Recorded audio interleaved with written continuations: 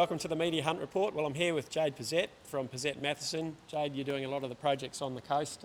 How's the year been? It's been an interesting one, hasn't it? Yeah, really interesting year, Steve. We've had some absolute wins. There's been some great things that have happened to the Gold Coast. On the flip side, there's been some real challenges with build costs, interest rates, but that is the market. So it really did change a lot this year, didn't it? The construction cost was the elephant in the room.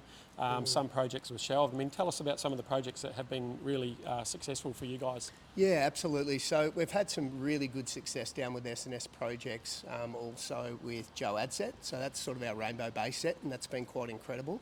We've also had some good success in Main Beach with John Drew. We've had a really solid run of sales there, which has got us to a point where we're out of the ground. So look, Pezet Matheson have wrapped. We've got 13 projects at the moment that are coming out of the ground, which means we've got a lot of stock to sell through.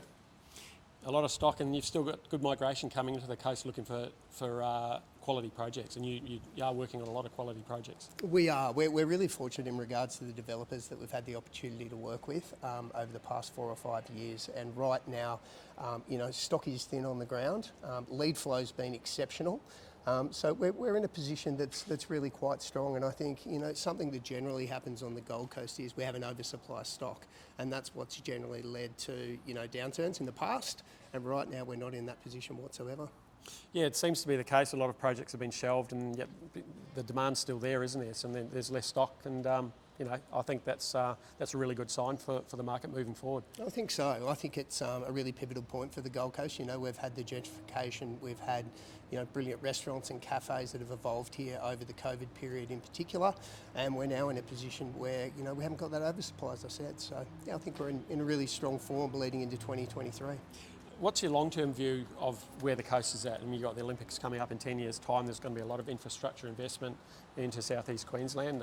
Do you have a view on all of that? Yeah, I do have a view on that. I think we're incredibly positive as to what the coast has to offer, and the broader Gold Coast. We often talk about the Sunshine Coast through to Byron Bay, and it's such an incredible pocket. And the world's finding out about it, and I think the more and more exposure that we get through things like the Olympic Games, the more positive it is for southeast Queensland.